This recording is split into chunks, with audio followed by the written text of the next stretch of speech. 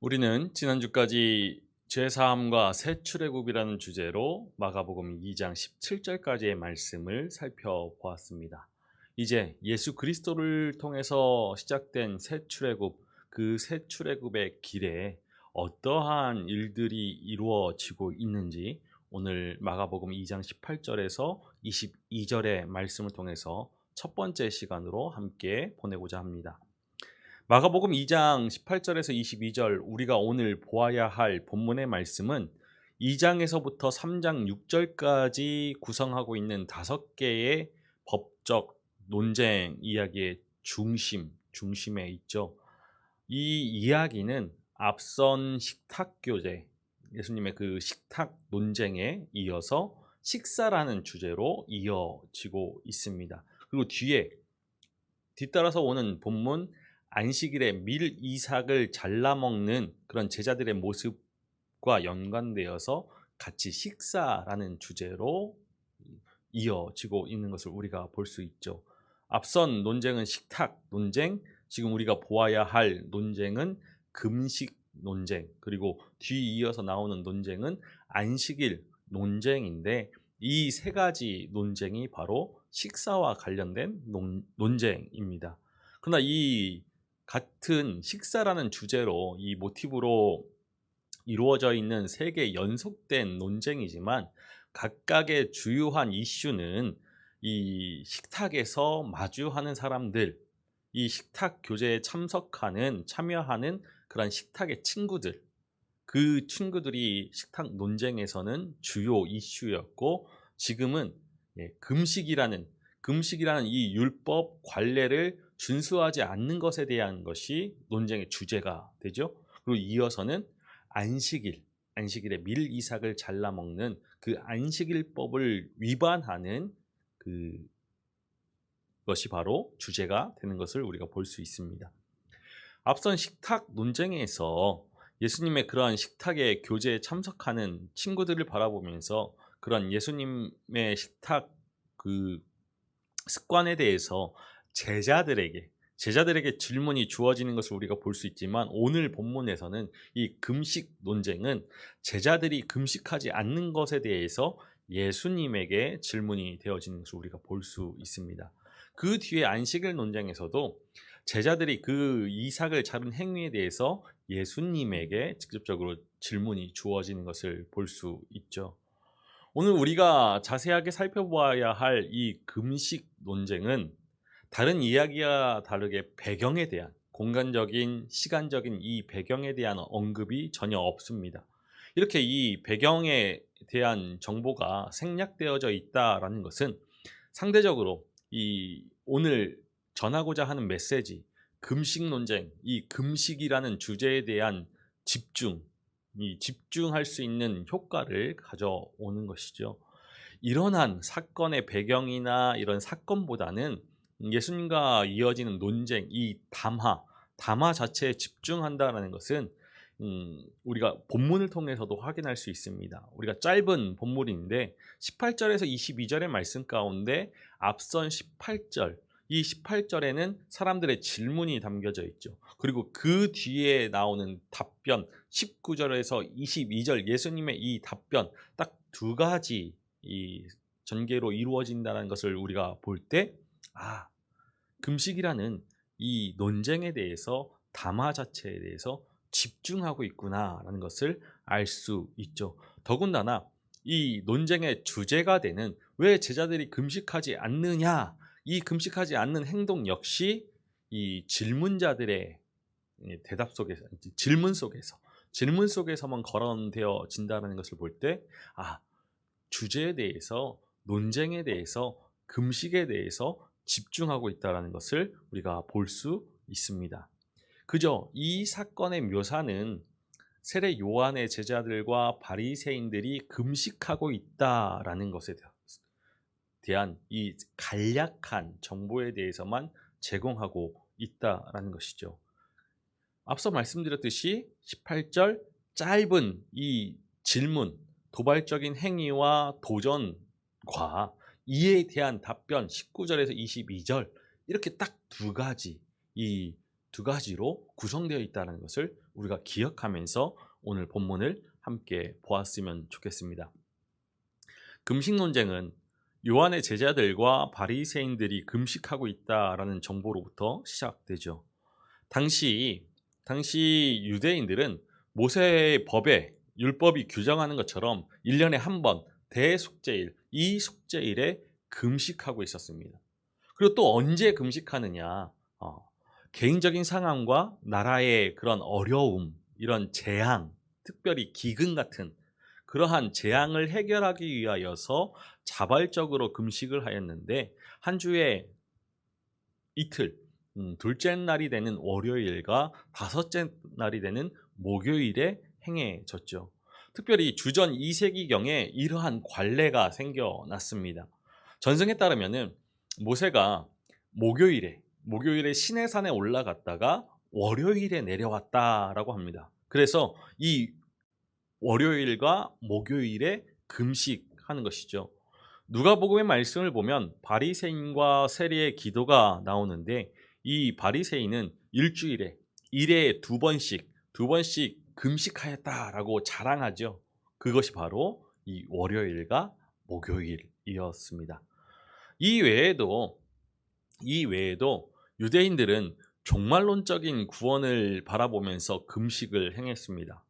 포로 후기에 유대인들이 성전이 멸망했던 그 날이 다가오면은 성전이 파괴되는 그 과정을 기억하고 기념하면서 금식했다라고 합니다.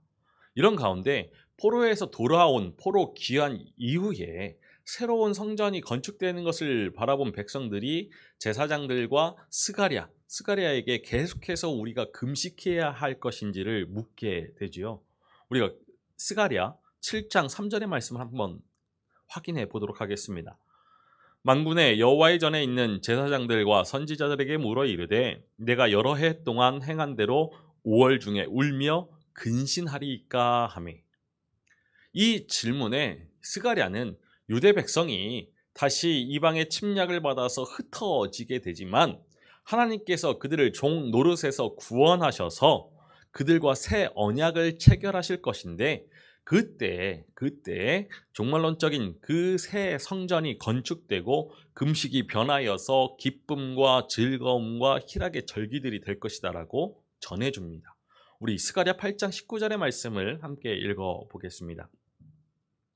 만군의 여호와가 이같이 말하노라. 넷째 달의 금식과 다섯째 달의 금식과 일곱째 달의 금식과 열째 달의 금식이 변하여 유다 족속에게 기쁨과 즐거움과 희락의 절기들이 되리니 오직 너희는 진리와 화평을 사랑할지니라. 이렇듯 금식은 세 가지 측면에서 이해할 수 있습니다. 대속죄일에 행하는 금식, 그리고 전통적으로 내려왔던 일주일에 두 번 행했던 금식, 그리고 종말론적인 구원을 바라보면서 행했던 이스라엘의 역사적인 측면에서의 금식이죠. 이 금식은 새 시대가 도래하기 전까지만 행해질 수 있는 종교적인 관습이었다라고 보는 이 예수님의 변호는 지금 금식 논쟁의 주제가 되는, 현재 이슈가 되는 이 금식이 개인적인 국가적인 그 재앙의 해결을 위한 금식이라기보다는 이스라엘의 종말론적인 구원을 기다리면서 행해졌던 금식이라고 이해하게 하죠. 세례 요한이 종말론적인 그런 갱신을 꿈꿨던, 이스라엘의 새로움을 꿈꿨던 인물이었고, 바리새인 역시 종말론적인 성격이 강했던 그룹입니다. 그러하기에 이스라엘의 이 종말론적인 회복, 종말론적인 구원을 바라보면서 행해졌던 그 금식에 그들이 참여하고 있었다라고 우리가 생각할 수 있는 것이죠. 그래서 그 금식을 통하여서 이스라엘의 회복을 준비할 수 있다라고 세례 요한의 제자들 바리새인들이 믿고 있었을 것입니다. 그런데 이 이스라엘의 회복을 위한 새 출애굽의 복음, 그 새 출애굽의 복음을 전한 예수를 따르는 제자들이 금식을 하지 않는다라는 것입니다. 우리 오늘 말씀 마가복음 2장 18절의 말씀을 함께 읽어보겠습니다. 요한의 제자들과 바리새인들이 금식하고 있는지라 사람들이 예수께 와서 말하되 요한의 제자들과 바리새인의 제자들은 금식하는데 어찌하여 당신의 제자들은 금식하지 아니하나이까? 당연히 이 모습을 보고서 세례 요한의 제자들, 바리새인의 제자들이 의문을 가질 수밖에 없었을 것입니다. 어찌하여서 종말론적인 회복, 그리고 이스라엘의 그 구원을 갈망하는 그런 새 출애굽을 위하여서 예수를 따르는 그 사람들이 왜 금식하지 않을까? 어떻게 금식하지 않을 수 있을까라고 생각했다는 거죠. 그래서 예수님께 와서 질문하는 것입니다. 어찌하여 당신의 제자들은 금식하지 아니하나이까? 오늘 말씀은 금식 중에 있는 사람들, 세례 요한의 제자들, 바리새인의 제자들과 달리 예수님께 이 질문을 한 사람, 금식에 관련한 질문을 한 사람들의 신원에 대해서는 알려주고 있지 않습니다. 사람들이 그에게 와서 질문한다라는 그러한 정보로만 누군지 모르게 하고 있죠. 그런데 우리는 생각해 볼 수 있습니다. 그들이 바리새인들이 보낸 사람들 혹은 이런 종교적인 열심이 있는 유대인들이라고 생각해 볼 수 있는 것이죠. 질문이 비록 예수님을 향해 있지만 그 내용은 왜 세례 요한의 제자들 바리새인들과 달리 예수님의 제자들은 금식하지 않는가? 왜 이런 문제를 제기하고 있느냐? 18절 말씀을 보면 제자들이 3번 반복되고 있습니다. 그리고 또 3번 반복되는 게 있는데 금식하다라는 것이죠. 근데 금식하다라는 시제가 현재 시제입니다.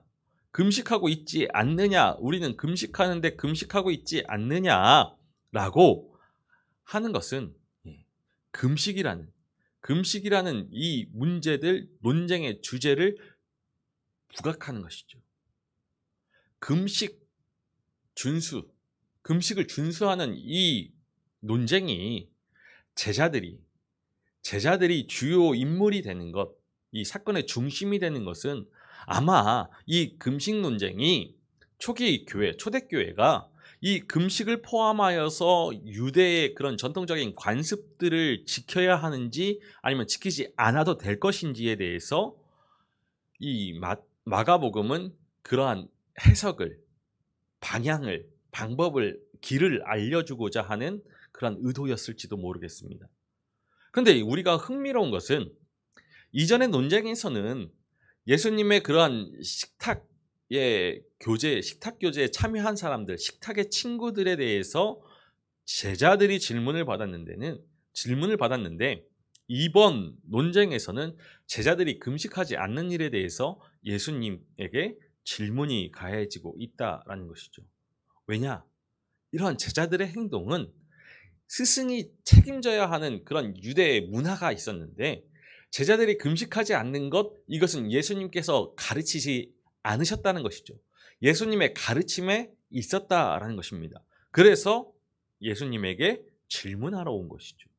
그리고 우리가 마지막으로 생각해 볼 것은 예수님의 그 일행들이 금식하지 않았다는 것이 논쟁의 거리가 된다는 것은 이미 이때 당시 이쯤에 예수님은 세례 요한 그리고 바리새인들, 이러한 사람들의 수준, 그런 유대 지도자들, 종교 지도자들의 그 수준에 평가되기 시작했다는 것이죠. 그만큼 예수님의 명성이 올라갔고 예수님의 가르침이 놀라워서 그러한 지도자 수준에 이르렀기 때문에 예수님의 제자들이 금식하지 않는다라는 것이 논쟁의 거리가 되었다라는 것입니다. 이러한 논쟁에 대해서 왜 당신들의 제자들은 금식하지 아니하나이까라는 이 질문에 대해서 예수님은 세 가지 비유를 들어서 답변하시는 것을 우리가 볼 수 있죠. 첫 번째로 예수님께서 제자들이 자기와 함께 있는 기간에 금식할 수 없다, 그런 주장을 위해서 혼인잔치 비유를 말씀하시죠. 예수님의 제자들이 금식하지 않는 이유는 지금 이 시간이야말로 혼인잔치의 시간, 혼인잔치의 때이기 때문입니다. 이 비유에서 예수님은 자신을 신랑으로 그리고 제자들을 혼인잔치의 그 손님들로 비유하시고, 그가 제자들과 함께 있는 이 시간은 혼인잔치의 시간이기 때문에 제자들이 금식할 수 없다라고 이야기하시죠. 예수님의 그 자신의 사역을 혼인잔치 기간으로 비유하신 이 예수님의 이 비유, 어떤 근거에서 정당화할 수 있을지 성서적으로 우리가 그 근거를 찾아볼 수 있는 것이죠. 하나님과 이스라엘 관계, 그 관계는 혼인 관계에 종종 비유되었습니다. 그런데 메시아, 예수 그리스도를 신랑에 비유한 그런 유대 문화는 없다라는 것이죠. 우리가 예레미야 2장 2절의 말씀을 한번 읽어볼까요? 가서 예루살렘의 귀에 외칠지니라 여호와께서 이같이 말씀하시기를 내가 너를 위하여 내 청년의 때에 인애와 내 신혼 때의 사랑을 기억하노니 곧 씨 뿌리지 못하는 땅 그 광야에서 나를 따랐음이니라. 우리 이어서 이사야 54장 5절의 말씀 또한 함께 읽겠습니다. 이는 너를 지으신 이가 내 남편이시라. 그의 이름은 만군의 여호와이시며 내 구속자는 이스라엘의 거룩한 이시라. 그는 온 땅의 하나님이라 일컬음을 받으실 것이라. 이렇게 성서적으로 구약의 말씀 가운데서 하나님과 이스라엘을 비유하는 것이 이 결혼 비유, 혼인 관계에 비유되어졌는데 메시아가 신랑으로 비유된 것은 없다라는 것이죠. 그럼에도 스가랴의 말씀과 호세야 그리고 이사야의 말씀은 이 예수님의 비유, 혼인잔치 비유를 이해하도록 합니다. 첫 번째로 볼 스가랴 말씀은 종말론적인 잔치와 금식의 관계를 설명해 주죠. 우리 앞서 읽은 말씀인데 다시 한번 읽어보겠습니다. 스가랴 8장 19절의 말씀입니다. 만군의 여호와가 이같이 말하노라. 넷째 달의 금식과 다섯째 달의 금식과 일곱째 달의 금식과 열째 달의 금식이 변하여 유다 족속에게 기쁨과 즐거움과 희락의 절기들이 되리니 오직 너희는 진리와 화평을 사랑할지니라. 선지자 스가랴는 종말에 이스라엘 백성들이 포로에서 돌아오고 새로운 성전이 건축될 때 금식이 변하여서 기쁨과 즐거움과 희락의 절기들이 될 것이다라고 예언해 주었죠. 그렇다면 다른 종교 지도자들이 행하고 있던 이 종말론적인 도래를 바라보면서 행하는 이 금식에 동참하지 않고 그 대신 주위의 제자들과 죄인들을 불러 모아서 잔치를 벌인 이 예수님의 행동은 스가랴가 기대했던 새 출애굽의 시작, 금식이 변하여서 기쁨의 잔치가 되는 그 종말의 때가 예수 그리스도를 통해서 도래했다라는 것을 알려주는 상징적인 행위인 것이죠. 그리고 우리가 두 번째로 살펴볼 것은 호세아 선지자입니다. 호세아 선지자는 하나님께서 그의 백성을 애굽의 땅에서 올라오던 날과 같이 다시 이스라엘을 돌아오게 하실 때 하나님과 그 백성 사이에 혼인 예식이 있을 것이다 라고 예언해 주는데 그 혼인 예식은 새 언약을 체결하는 은유이죠. 우리 읽어보겠습니다. 호세아 2장 15절의 말씀입니다. 거기서 비로소 그의 포도원을 그에게 주고 악을 골짜기로 소망의 문을 삼아 주리니 그가 거기서 응대하기를 어렸을 때와 애굽 땅에서 올라오던 날과 같이 하리라. 우리 23절의 말씀 읽어보겠습니다. 내가 나를 위하여 그를 이 땅에 심고 긍휼히 여김을 받지 못하였던 자를 긍휼히 여기며 내 백성이 아니었던 자에게 향하여 이르기를 너는 내 백성이라 하리니 그들은 이르기를 주는 내 하나님이시라 하리라 하시니라. 이어서 우리 18절 말씀을 읽어보겠습니다. 그 날에는 내가 그들을 위하여 들짐승과 공중의 새와 땅의 곤충과 더불어 언약을 맺으며 또 이 땅에서 활과 칼을 꺾어 전쟁을 없이 하고 그들로 평안히 눕게 하리라.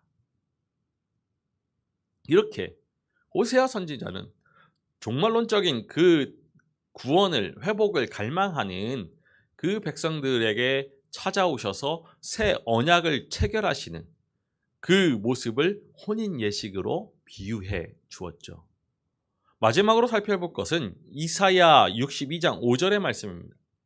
이 이사야 65장 5절의 말씀은 하나님의 구원을 혼인에 비유하죠. 우리 이사야 62장 5절의 말씀을 함께 읽어보겠습니다. 마치 청년이 처녀와 결혼함 같이 내 아들들이 너를 취하겠고 신랑이 신부를 기뻐함 같이 내 하나님이 너를 기뻐하시리라. 신랑이 신부를 기뻐함 같이 내 하나님이 너를 기뻐하시리라. 이것은 이스라엘의 구원을 약속하시는 이사야 62장 1절에 이어지는 9절의 말씀으로써 구원을 결혼에 비유하고 있는 것이죠. 이때 하나님은 신랑에 비유되고 예루살렘은 신부에 비유되는 것이죠. 그렇다면 예수님께서 벌이셨던 이 잔치를 혼인잔치에 비유하고 예수님 자신을 신랑에 비유한 것은 호세아의 예언이 예수님 자신을 통해서 성취된다라는 그 믿음 때문이었던 것이 분명한 것 같습니다. 이것은 예수님께서 자신을 통하여서 하나님이 다시 그 백성을 다스리시고 하나님의 통치가 회복되고 새 출애굽이 시작되고 그들과 새 언약을 체결하실 것입니다. 그들은 하나님의 백성이 되고 하나님은 그들의 백성이 되는 이 새 언약을 체결하실 것을 믿고 있었기 때문이죠.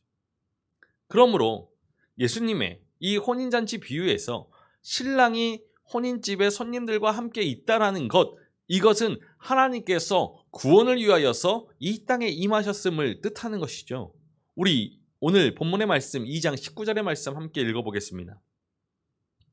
예수께서 그들에게 이르시되 혼인집 손님들이 신랑과 함께 있을 때에 금식할 수 있느냐? 신랑과 함께 있을 동안에는 금식할 수 없느니라. 이제 구원의 때가 임하여서 하나님께서 그 백성을 구원하시려고 찾아오셨습니다. 예수 그리스도께서 이 땅에 오셨죠. 인간의 몸을 입고 이 땅에 오셨습니다. 지금 바로 이 시간이 새 출애굽의 때이고 이스라엘의 회복이 발생하는 시간이죠. 이렇게 임박한 구원의 시대는 인간의 금식 때문에 이루어지는 것이 아닙니다. 하나님께서 이미 구원의 계획을 세우셨기 때문에 이 구원의 시대, 새 출애굽의 시대, 하나님의 나라가 오는 것이죠. 인간의 금식이 그 시대를 앞당기지 못하는 것이고 인간이 금식을 하지 않아도 그 시대는 오고야 마는 것입니다. 하나님의 계획이고 하나님의 때이며 하나님의 방법이죠. 그런데 바리새인들과 세례 요한의 제자들은 이것을 알지 못하고 이스라엘의 회복을 위하여서 지금 금식하고 있는 것입니다. 새 출애굽, 이스라엘의 회복, 그것은 사람들이 기대하는 방식으로 오는 것이 아닙니다. 사람들은 금식을 통하여서 새 출애굽이 온다라고 생각했지만 새 출애굽은 전혀 다른 방식으로 오는 것이죠. 새 출애굽, 이스라엘의 회복, 그것은 이 땅에 오신 예수 그리스도와 함께 시작되었고 예수 그리스도의 복음으로 이루어지는 것입니다. 왜 이렇게 해석할 수 있느냐? 우리가 오늘 말씀에서 확인할 수 있죠. 신랑을 빼앗긴 날이 이르리니. 이 말씀 때문입니다. 우리 20절의 말씀을 함께 읽어보겠습니다.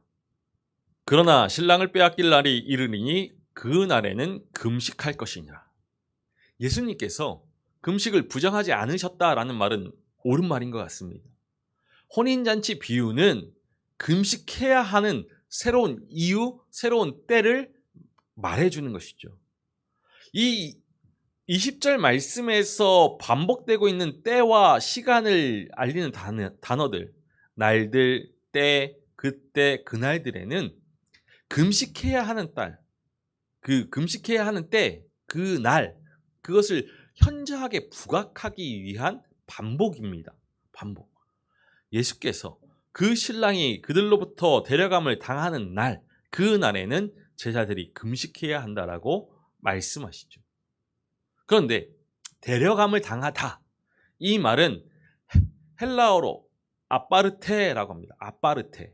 그런데 이 단어는 수동태입니다. 데려감을 당하다. 신랑이 혼인집 손님들 곁을 떠나가게 되는 날, 그 날엔 강제적인 힘, 다른 누군가의 힘에 의해서라는 것이죠. 그래서 수동태를 쓰고 있는 것입니다. 문자적으로 신랑이 데려감을 당하는 그 날은 결혼식장에서 이 신랑이 떠나는 날을 이야기하는 것이죠. 유대 관습에서 이렇게 혼인잔치가 벌어지게 되면 본래 잔치에 오신 손님들, 하객들이 떠나고 신랑이 남는 것인데, 예수님께서 말씀하신 이 비유 속에서는 하객들이 남고 신랑이 떠납니다. 이러한 특이성은 특별한 의미를 주시기 위한 파격이죠. 문화적인 관점에서 이 데려감을 당하다, 아파르테, 이것은 예기치 못한 놀람과 역설이 담겨져 있습니다. 뜻하지 않은 일이 예수님에게 일어날 것임을 암시하고 있는 것이죠. 예수님께서 무엇을 염두에 두고서 이 데려감을 당하다, 아파르테, 이것을 사용하였는지는 우리가 금식 논쟁 이 본문과 앞뒤 근접한 이 말씀에서 찾아볼 수 없지만, 전체 이 마가복음 전체를 고려할 때 이 사건은 아파르테, 데려감을 당하다, 이것은 곧 예수님에게 닥칠 폭력, 죽음, 이것을 가리키고 있다는 것은 분명한 것이죠. 특히 예수님은 세례 요한 뒤에 오시는 자로서 예수님께서 이 세례 요한이 잡힌 후에 그의 사역을, 그의 길을 걷기 시작하셨기 때문에 그가 예수님이 맞이할 운명이 어떠한지는 분명해 보이는 것이죠. 이러한 점에서 데려감을 당함, 이것은 이사야 53장 8절의 말씀에서 나오는 여호와의 종, 그 여호와의 종의 운명을 기억하게 합니다. 우리 이사야 53장 8절의 말씀을 읽어보겠습니다. 그는 곤욕과 신문을 당하고 끌려갔으나 그 세대 중에 누가 생각하기를 그가 살아있는 자들의 땅에서 끊어짐은 마땅히 형벌을 받을 내 백성의 허물 때문이라 하였으리요. 이 말씀 가운데 그는 신문을 당하고 끌려갔으나 그가 땅에서 끊어짐은, 이 끌려가다라는 단어는 에르테라고 합니다. 끊어지다라는 단어는 아이레따이라고 하는데, 이 두 단어의 원형은 하이레오라고 해서 치우다라는 뜻을 가지고 있습니다. 그런데 아파르테, 데려감을 당하다라는 단어의 원형은 아빠이로라고 합니다. 데려가다. 그런데 이 단어들이 동일한 동사의 어근을 가지고 있다는 것이죠. 동일한 어근을 가지고 있다는 겁니다. 아이로, 치우다. 이렇게 동일한 동사를 사용하는 이 예수님의 죽음, 여호와의 종의 그 죽음, 이 둘의 연관성을 보여주는 겁니다. 데려감을 당하다, 끌려가다, 끊어지다. 마가복음에서 예수님은 이 이사야서에서 나오는 고난받는 종으로서의 메시아이기 때문에 20절 말씀이 말하는 신랑, 이 신랑의 빼앗김, 데려감을 당하는 것은 이사야 53장 8절에서의 여호와의 종, 그 종의 죽음, 예수님의 죽음을 암시하는 것이죠. 이렇게 이사야 53장을 배경으로 우리가 보면 예수님의 죽음은 분명 그 백성들을 위한 대속의 죽음입니다. 마가복음 14장 24절이 이 예수님의 죽음의 의미가 대속이라는 것을 분명하게 보여주시죠. 우리 마가복음 14장 24절의 말씀을 함께 읽어보겠습니다. 이르시되 이것은 많은 사람을 위하여 흘리는 나의 피 곧 언약의 피니라. 이 대속을 통하여서 죄 사함을 얻게 되고 이스라엘의 회복을 맞이하게 되죠. 새 출애굽이 이루어지게 됩니다. 어쨌든 유대인들이 이 종말을 바라보면서 금식을 했다라면은 이제 제자들의 금식은 종말을 가져온 예수님의 이 비극적인 죽음을 기념하면서 이루어져야 하는 것이죠. 그것을 예수님이 말씀하시는 것입니다. 그 날에는 신랑이 데려감을 당한 날, 신랑을 빼앗긴 그 날에는 금식할 것입니다. 분명 새 출애굽은 금식을 통하여 오지 않고 예수 그리스도의 대속적인 죽음을 통하여서 죄 사함을 통해 이 땅에 온 것입니다. 구원의 시대가 임하고 있다는 것을 알지 못할 때에는 사람들은 옛 시대의 방식을 고집하기 마련이죠. 또 이 옛 시대의 방식, 이 방식을 지키지 않는 자들을 정죄하기 마련입니다. 바리새인들이 그러했죠. 그러나 구원의 새 시대는 이 옛 시대의 방식을 통해 오지 않고 이 옛 시대의 방식들을 무용지물화합니다. 인간의 노력을 통해서 이루고자 하던 그 구원의 방식들은 그러한 방식들과 관계없이 하늘로부터 위로부터 임한 하나님의 구원, 그 구원 앞에 무용지물로 드러나는 것이죠. 금식은 분명 하나님에 대한 그 사랑의 표현으로서 아름다운 행위임은 분명합니다. 하지만 이 이사야 58장 3절에서 5절의 말씀에 의하면 이웃에게 악을 행하면서 하는 그 금식은 하나님께서 기뻐하는 금식이 아니지요. 6절의 말씀에서 이사야 58장 6절의 말씀에서 하나님께서 기뻐하시는 금식이 참된 금식이 무엇인지를 알려줍니다. 내 기뻐하는 금식은 흉악의 결박을 풀어주며 멍에의 줄을 끌어주며 압제당하는 자를 자유하게 하며 모든 멍에를 꺾는 것이 아니겠느냐. 하나님께서 기뻐하시는 금식, 그것은 흉악의 결박을 풀어주며 멍에의 줄을 끌어주며 압제당하는 자를 자유하게 하며 모든 멍에를 꺾는 것입니다. 즉 포로된 자를 자유하게 하고 노예를 해방하는 것이죠. 이것이 새 출애굽 이스라엘의 회복이 이루어질 때 일어나는 일들입니다. 자유하게 되고 해방을 누리는 것, 이것이 새 출애굽과 이스라엘의 회복을 위한 참된 금식이죠. 우리가 우리에게 노예된 자를, 속박된 자를, 압제당하는 자를 해방시킬 때 하나님께서 열방 가운데 포로된 이스라엘에게 새 출애굽을 허락하시고 새 이스라엘로 회복시키는 것을 볼 수 있는 것입니다. 이사야 58장 7절의 말씀은 줄인 자에게 내 양식을 나누어 주며 유리하는 빈민을 집에 들이며 헐벗은 자를 보면 입히며 또 내 고륙을 피하여 스스로 숨지 아니하는 것, 이것이 하나님께서 기뻐하시는 금식이라고 이야기합니다.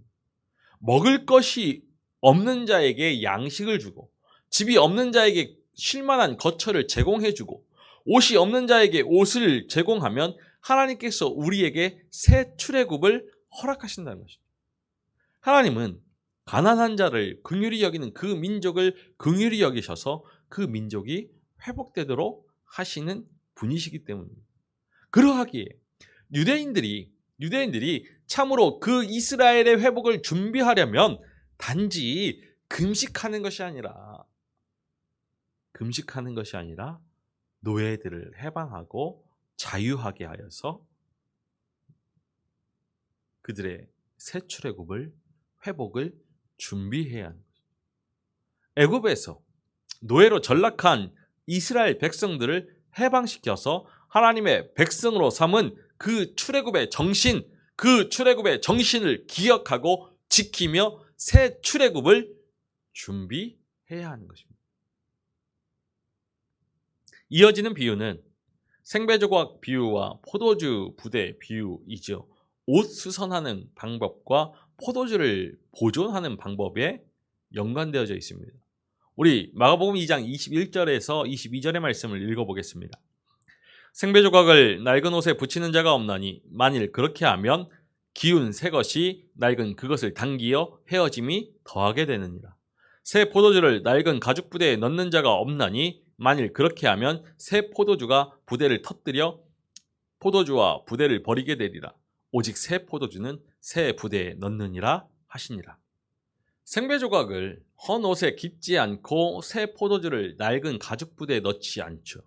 생배조각, 새 포도주, 이것은 예수 그리스도를 통해 도래하게 될 그 하나님의 나라, 예수 그리스도를 통해서 시작된 새 출애굽, 그 안에서의 삶, 즉 예수 그리스도와 함께 오는 그 구원의 새 시대를 가리키고 있고, 그리고 헌 옷, 그리고 낡은 가죽 부대는 이 종말을 기다리면서 지켜온 유대의 전통 금식을 이야기하는 것이죠.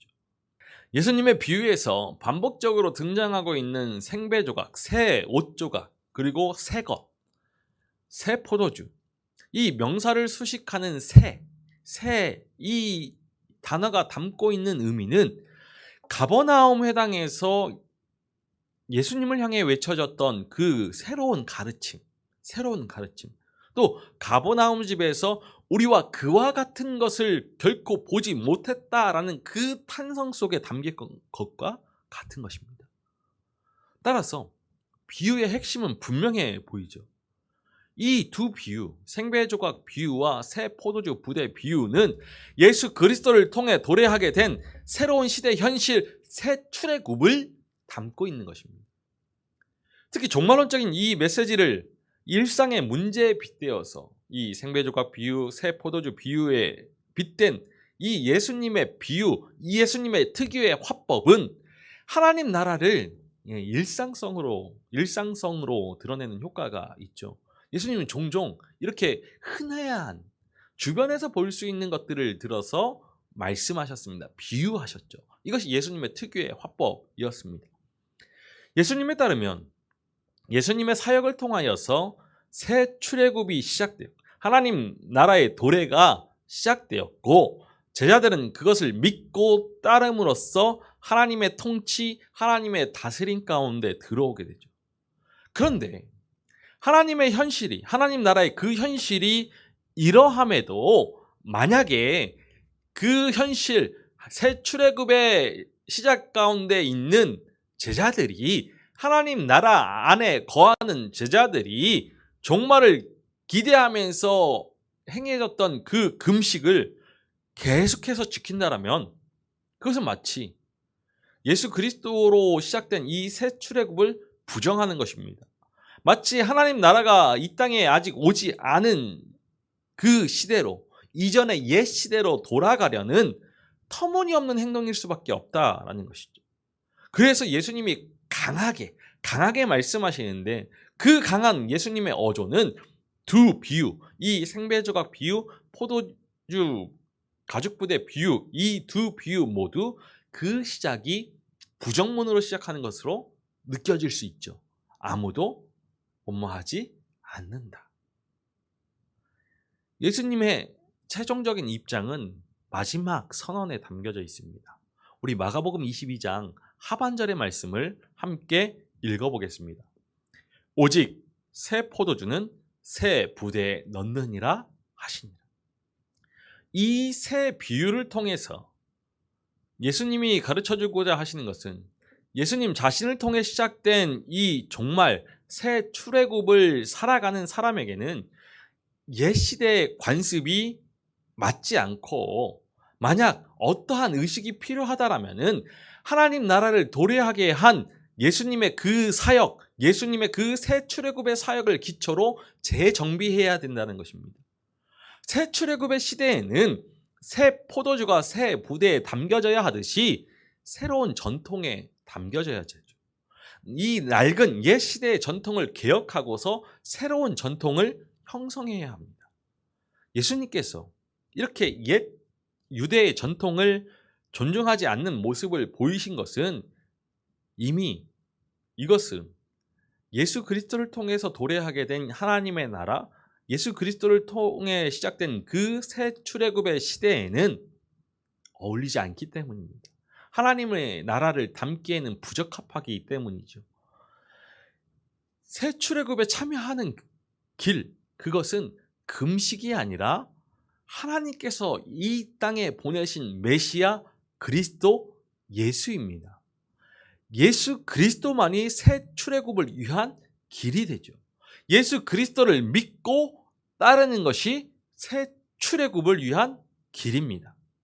인간이 만들어낸 다른 길, 그것은 넓고 찾는 사람이 많다 할지라도 새 출애굽, 즉 구원으로 인도하는 길이 되지 못하지요.